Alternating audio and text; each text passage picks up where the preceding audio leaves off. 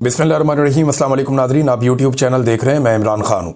Number एक ये है कि इमरान खान साहब की मुलाकातों के हवाले से जितने भी केसेस हैं उन सबको इकट्ठा करके, क्योंकि वो उनकी फैमिली ने भी केसेस किए हुए हैं और उनके पार्टी के दीगर लीडर्स हैं उन्होंने भी केसेस किए हुए हैं। अभी सुहेल अफरीदी नए वज़ीर आला बने, उन्होंने भी केस कर दिया है। ये सारे केसेस इकट्ठे करके अब इस्लामाबाद हाई कोर्ट में एक लार्जर बेंच बना दिया गया। ये केस अब लगेगा 23 तारीख को। जवाब तलब कर लिया अदालत ने कि ले और ये सारे जवाब अपना अपना सुप्रिटेंडेंट जेल को भी बाकी सबको भी कहा कि ये अपना जवाब ला के जमा करवाएं, बताएं आप क्यों नहीं इमरान खान की मुलाकातें करवा रहे हैं, रीज़न क्या है। तो इसमें जनाब जो बेंच बना उसमें सरफराज डोगर साहब, once again chief justice Islamabad high court, जो इमरान खान के लिए और पाकिस्तान तहरीक इंसाफ के लिए सबसे मुतनाज़ जज हैं, वो इमरान खान से रिलेटेड हर केस में खुद अपने आप को शामिल रखना चाहते हैं।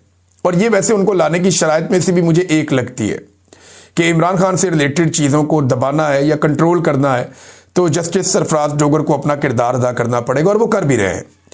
दूसरे अरबाब मोहम्मद ताहिर साहब हैं, तीसरे आज़म खान साहब हैं।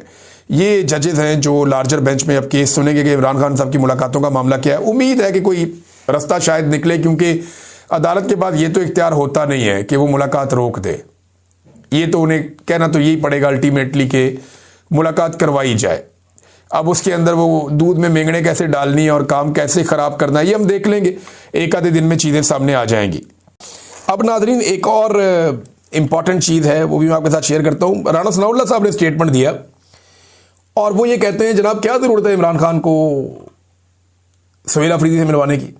मामला ये है कि इस वक्त निज़ाम कोशिश कर रहा है कि वज़ीर आला सुहेल अफरीदी की इमरान खान साहब से मुलाकात ना हो। जब तक एक्सटेंशन नहीं हो जाती तब तक तो बिल्कुल ना हो। मामला वो क्लियर हो जाए तो फिर बेशक मिलवा दें, क्योंकि इमरान खान साहब कोई एहतजाजी तहरीक चलाने का या कोई हैवी किस्म की मूवमेंट का, कोई मोमेंटम बनाने का वो भी कह सकते हैं, ऑर्डर दे सकते हैं। तो मुलाकात ना करवाने में क्या हर्ज है, ये कहा राना सनाउल्लाह ने। कहाँ लिखा है कि वज़ीर आला की लीडर से मुलाकात करवानी चाहिए? जेल रूल्स में एक ही बात लिखी है कि कैद शख्स से उसके करीबी रिश्तेदारों और वकील से मुलाकात करवाई जाए। राना सनाउल्लाह साहब ने यह कहा।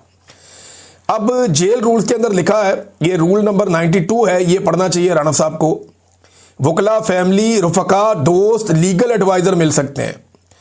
हालांकि रूल्स 1978 में बनाए गए। और एक और चीज़ भी है कि नवाज शरीफ साहब जब मिलते थे सबसे, तो उस वक्त ये रूल कहाँ थे जिनके बारे में राना सनाउल्लाह साहब कह रहे हैं।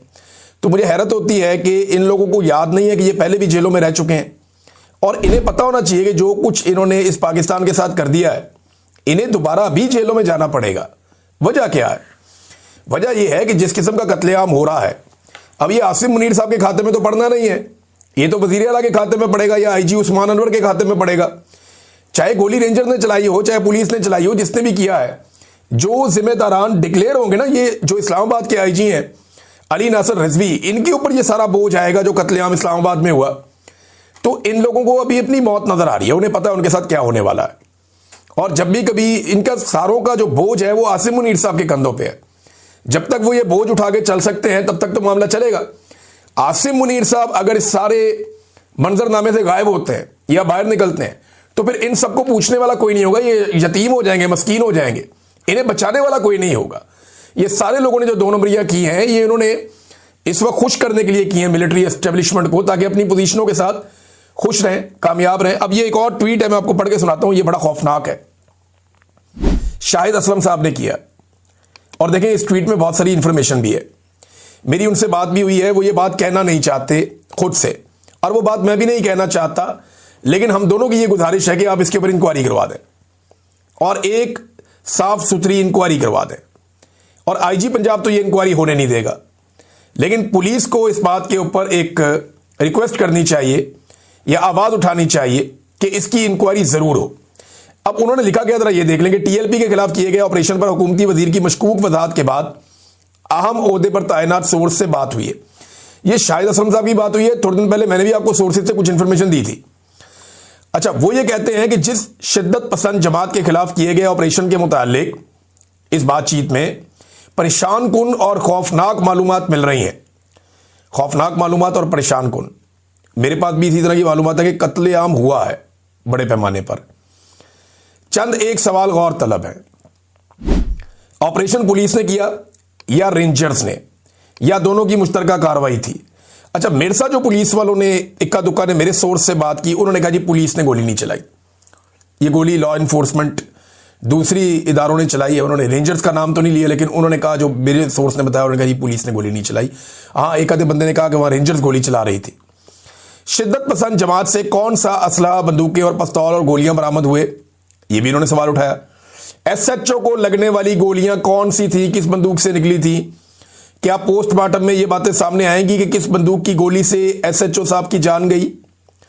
और याद रखिएगा, उन्हें बहुत सारी गोलियां लगी हैं, एक गोली नहीं लगी एसएचओ साहब को, जिनकी शहादत हुई है वहां पे मुरीद के में। और एक को क्लेम यह भी सामने आया कि शायद वो उस वक्त यूनिफॉर्म में नहीं थे, वो गालिबन सादा कपड़ों में थे। बहरहाल अभी ये चीजें अंडर इन्वेस्टिगेशन है ना, ये होनी चाहिए इनकी। एक जुडिशियल कमीशन बने, वो हर चीज की तहकीकात करे, एक एक चीज को देखे, फोरेंसिक एविडेंस इकट्ठा किया जाए। अगर शिद्दत पसंद जमात ने अंधाधुंध फायरिंग की थी तो पुलिस पे, तो एसएचओ के अलावा और कितने पुलिस वाले जो हैं वो शहीद हुए वहां पे? लेकिन अगर सामने से कोई अंधाधुंध फायरिंग कर रहा है तो सिर्फ एक बंदा तो शहीद नहीं होगा, ये भी सवाल पूछा गया और कितने पुलिस वाले शहीद हुए? शिद्दत पसंद जमात के अब तक कंफर्म्ड जांबाज लोगों को किस बंदूक की गोलियां लगी, कोई पोस्टमार्टम हुआ? किसी भी शिद्दत पसंद जमात और इनके तरीकेकार से लाख इख्तलाफ। टीएलपी ने पहले भी लोगों का जीना मुश्किल कर दिया था, पुलिस पर हमले भी किए थे, लेकिन गोली से हलाकतों का मामला यहां पहली मरतबा सामने आया है। इसलिए हकायक का खोज लगाना चाहिए कि अपने ही लोगों पर सीधी फायरिंग क्या एक न्यू नॉर्मल तो नहीं बनाया जा रहा कि एक मामूल बना दिया कि मारो अपने लोगों को भी गोलियां? क्योंकि देखिए, टीएलपी ने लोगों को बहुत मारा है माजी में, डंडों से, सोटों से, कत्लेआम भी हुआ। कई जरूनियों ने जो कत्ल किए हैं, टीएलपी ने उसको ओन भी किया, लेकिन गोलियां नहीं चलाई। इससे पहले हमने ये नहीं देखा कि गोलियां मार रहे हैं लोगों को। यहां पे पहली मरतबा ये क्लेम सामने आया, इसकी जुडिशियल इंक्वायरी होनी चाहिए, पता चलना चाहिए। बहरहाल मुफ्ती मुनीब ने मुलाकात की है, और मुलाकात के बाद मुफ्ती मुनीब साहब अब ठंड प्रोग्राम करने की कोशिश करेंगे। और उन्होंने जो एक बयान जारी किया उसमें यह भी कहा कि मोहसिन नकवी साहब ने ठंडे दिल और दिमाग से हमारी बातचीत सुनी, तसल्ली के साथ बातचीत सुनी, कुछ चीज़ें तय पा गई हैं, दोबारा मुलाकात होगी। तो मुफ्ती मुनीब साहब ने आपको पहले भी कहा था कि हर मरतबा जब भी कभी कोई ऐसी सिचुएशन बनती है तो ये अपनी सर्विसेज पेश करते हैं पाकिस्तान की एस्टेब्लिशमेंट को, और उन्होंने एक मरतबा फिर सरकारी मुल्ला होने के नाते अपनी सर्विसेज पाकिस्तान की एस्टेब्लिशमेंट को पेश कर दी हैं। अब नादरीन, एक मरियम नवाज साहब फिर पकड़ी गई एक मरतबा। इनको पता नहीं क्या अजीबोगरीब आदत है, ये कोई ना कोई ऐसी हरकत कर देते हैं कि उसके थोड़े अरसे के बाद पकड़े जाते हैं। हाल ही में इन लोगों ने रोला डाल दिया, शोर मचा दिया कि जनाब मरियम नवाज ने बहुत बड़ा कारनामा कर दिया, और इंपीरियल कॉलेज है लंदन का, उसका कैंपस जो है वो पहुंच रहा है। अगले वीलॉग में आपको बताऊंगा। अब तक के लिए इतनी, अपना ख्याल रखिएगा, अपने चैनल का भी। अल्लाह हाफिज़।